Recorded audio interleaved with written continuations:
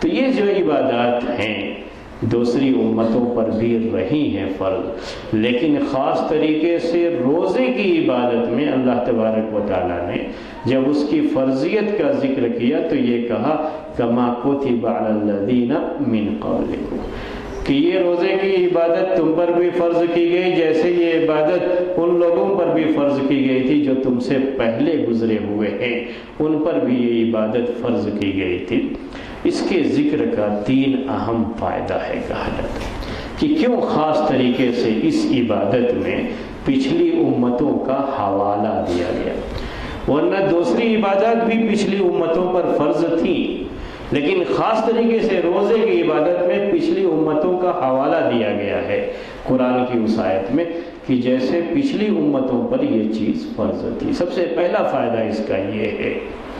کہ روزے کی یہ عبادت تھوڑی مشقت بھری عبادت ہے، مشقت بھری عبادت ہے، خاص طریقے سے ان علاقوں میں جہاں پہ گرمی بہت شدید ہوتی ہے، گرمی بہت شدید ہوتی ہے، پیاس کی شدت ہوتی ہے روزے کی حالت میں۔ ان علاقوں میں اگر کبھی آپ کا روزہ رکھنے کا اتفاق ہوا ہو تو اس کو سمجھ سکتے ہیں کہ اس وقت روزے کی یہ عبادت بڑی مشقت بھری عبادت ہوتی ہے۔ حالانکہ اس عبادت میں کچھ کرنا نہیں ہوتا ہے، ہم نے پہلے بھی آپ سے کہا کہ اس میں صرف کیا ہے، کھانا پینا چھوڑنا ہوتا ہے، اور اس وقت جب بڑی شدت کی گرمی ہوتی ہے تو اس وقت روزے کا یہ احساس بہت بڑھ جاتا ہے، اور اسی موقع پر جب آدمی افطار کرتا ہے تو اس کی زبان سے بے اختیار بھی یہ دعا نکلتی ہے ذهب الظمأ وابتلت العروق وثبت الاجر انشاءاللہ۔ اس وقت اس دعا کی بات جو ہے سمجھ میں آتی ہے۔ ویسے تو کبھی بھی یہ دعا پڑھنی ہوتی ہے روزہ رکھنے کے بعد، جب افطار کرتے ہیں تو وہ چیز ہو جاتی ہے، لیکن جب گرمی بڑی شدید ہوتی ہے اور شدت کی گرمی میں آدمی اس جو ہے روزے کے اس دورانیے کو اس نے پورا کیا ہے، جو روزے کی پوری مدت وقت ہوتا ہے پورا کیا ہے، اور پھر پانی جب اپنے ہونٹ سے لگاتا ہے تو اس وقت رگیں جو کہا گیا تر ہو جاتی ہیں، پیاس بجھ جاتی ہے، وہ احساس ہوتا ہے۔ اور یہی چیز ایک دوسری حدیث میں بھی ذکر کی گئی ہے کہ اللہ کے رسول صلی اللہ علیہ وسلم نے کہا للصائم فرحتان فرحۃ عند فطرہ وفرحۃ عند لقاء ربہ، کہ روزہ دار کے لیے 2 خوشیاں ہیں۔ ایک خوشی کیا ہے جب وہ افطار کرتا ہے، یہ افطار روز جو افطار کرتا ہے اس وقت بھی اسے خوشی ہوتی ہے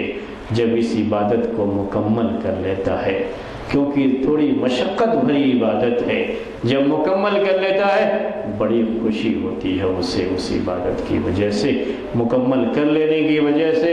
اور جب افطار کر لیتا ہے تو ایک عجیب طرح کی فرحت کا احساس ہوتا ہے۔ یہ انسان کی فطری چیز ہے۔ اسی طرح سے جب پورے مہینے کا روزہ مکمل کر لیتا ہے تو رمضان کے مہینے کے روزے کے مکمل ہونے پر بھی اسے ایک طرح کی خوشی کا احساس ہوتا ہے، اور وہ احساس عید الفطر کی شکل میں اس کے سامنے آتا ہے۔ تو دونوں چیزیں اس کے بارے میں کہی گئی ہے دنیا کے تعلق سے۔ تو یہ تھوڑی مشقت بھری عبادت ہے، حالانکہ اس کو چھوڑنا صرف ہوتا ہے چند چیزیں، لیکن ہے مشقت بھری عبادت۔ ان علاقوں میں بھی جن علاقوں میں لوگ روزے کی یہ عبادت جب ادا کرتے ہیں تو روزے کا دورانیہ بڑا طویل ہوتا ہے، یعنی جہاں لوگوں کو 18 گھنٹے 20 گھنٹے روزے رکھنے پڑتے ہیں، بعض جگہوں پر 21-22 گھنٹے کی بھی بات ہے، یعنی انہیں کھانے پینے کے لیے صرف 2-3 گھنٹے ہی ملتے ہیں، اور اس طرح سے انہیں رمضان کے پورے مہینے کا روزہ رکھنا ہوتا ہے۔ تو ظاہر سی بات ہے کہ ان جگہوں پر یہ عبادت تھوڑی مشقت بھری عبادت ہے۔ تو پہلی جو حکمت اس کے بارے میں ذکر کی گئی کہ کیوں اللہ تبارک و تعالیٰ نے روزے کی فرضیت کے بیان کے وقت پچھلی امتوں پر اس کی فرضیت کا حوالہ دیا ہے کہ کما کتب علی الذین من قبلکم، اس لیے کہ یہ عبادت مشقت بھری ہے۔ اس میں اس طرح کا احساس دلایا گیا لوگوں کو کہ یہ روزہ رکھنا تم پر فرض کیا گیا ہے، تو تم کوئی پہلے شخص دنیا کے نہیں ہوگے جن پر یہ عبادت فرض کی گئی ہے۔ مشقت ضرور ہے اس عبادت میں، لیکن اتنی بھی نہیں ہے کہ آپ روزہ رکھ نہ سکو۔ پچھلی امتوں پر بھی یہ عبادت فرض تھی، انہوں نے بھی رکھا ہے، آپ پر بھی فرض ہے، آپ پر بھی یہ فرض ہونے کے لحاظ سے آپ بھی رکھو گے۔ مشقت ضرور ہے، لیکن اتنی بھی نہیں ہے کہ آپ اسے برداشت نہ کر سکو۔ یہ کہ جو ہے پہلی حکمت ہوتی ہے۔ دوسری بات جو اس سلسلے میں ہے وہ یہ ہے کہ پچھلی امتوں کا جو حوالہ دیا گیا، یہ عبادت، صوم کی یہ عبادت ہر زمانے میں ہر قوم کے اندر رہی ہے۔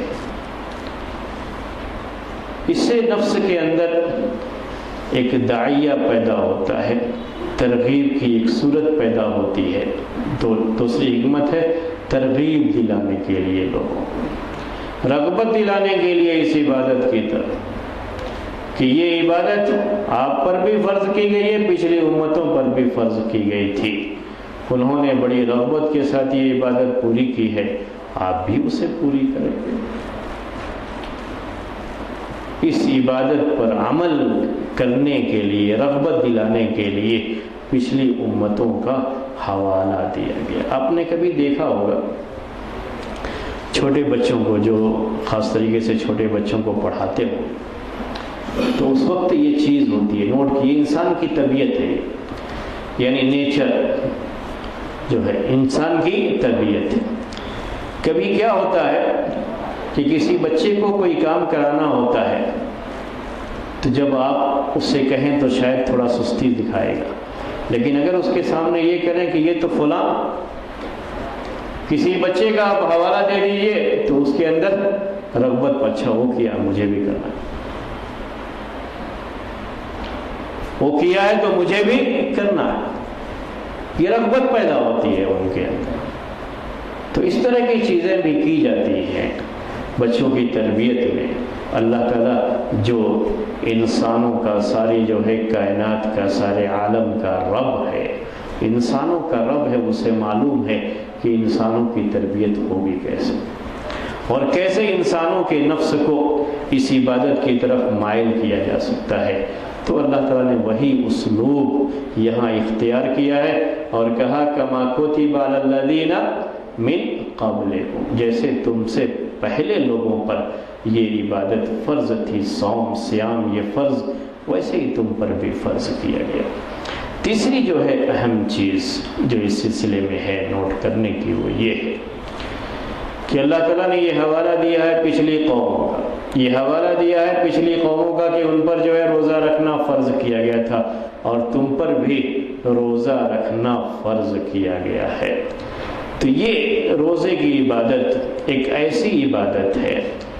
جو ہر انسان کی طبیعت سے تعلق رکھتی ہے، ایک ایسی عبادت ہے جس کا تعلق ہر انسان سے،